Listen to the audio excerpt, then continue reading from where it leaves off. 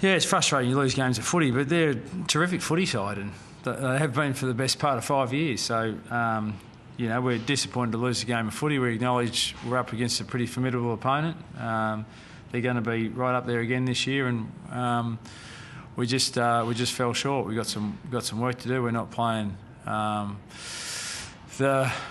I wouldn't say the type of footy that we'd like, but there's still a lot of improvement in our game that we need to get better if we're going to seriously challenge some of these sides. And we're not, despite the hype out there about Hawthorn in the press and the wider footy community, we know internally that we've got a hell of a lot of work to do before we can seriously challenge these top 2 or 3 sides in the competition.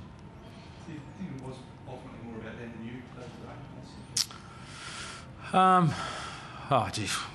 It's about both sides. You got 22 each, and you have a crack at it for 120 minutes of footy. They were better than us when it really came to the crunch. They're tough in and under players like Bartell and Selwood and those type of guys. Were just outstanding in the second half, and that meant that they were able to get first use of the ball out of the middle of the ground, and Hawthorns just doesn't get any smaller as the game progresses, and he was very influential in the last part of the game as well.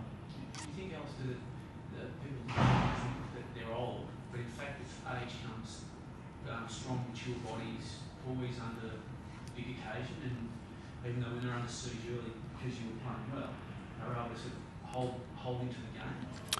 Yeah, they're tough and hard, and we didn't kick the ball well inside 50, especially in the latter half of the first quarter and the start of the second quarter. We probably bombed the footy inside 50 a little bit too much, and that just plays into Geelong's hands. And they had a lot of easy rebounds out of their defensive end. If they're allowed to get their game going like that with Enright and Scarlett and those type of guys, just Joel Corey, they've got a whole heap of players that rebound very, very well out of their back end, and that creates plenty of opportunities for them. And we couldn't sap that supply in the second half of the first quarter, and after having a comprehensive lead halfway through the first quarter, we allowed them back into the game far too easily, and they probably from that time on, even though the game was pretty close scoreboard wise, I thought they always had the ascendancy of the game in terms of controlling the ball post quarter time.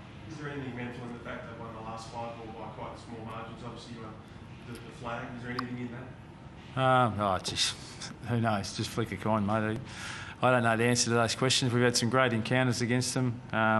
We know that at our best we can challenge a lot of good sides in the competition, but to do it consistently, we're not quite there yet. And whether that's the manner in which we play or whether it's personnel, we need to try and find that out pretty soon, because we want to feature prominently at the end of the year, and if we're going to do that, then we need to win some of the games like we played today.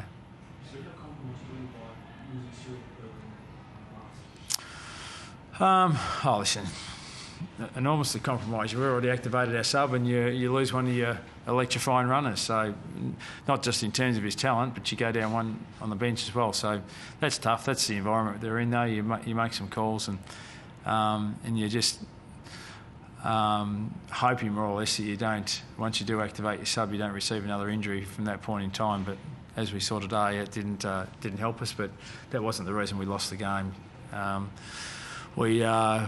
We just were beaten by a side that were prepared to hunt the contest and work for one another just a little bit better than what we were over the course of the full 4 quarters. And how about he's had some history with hamstrings? I don't know which. Yeah, that's all I know. When you're heavily involved in the game, it's really, is he in or is he out? And the call was he's out, so we'll get that assessed over the course of the week. I don't know if it's minor, I don't know if it's the same hamstring. We'll find that out over the course of the next couple of days. Hodgie on lean and the vanilla draw at times then. How did you see that match up unfolding and then go on the last time? Yeah, I reckon it was probably a nil or a draw.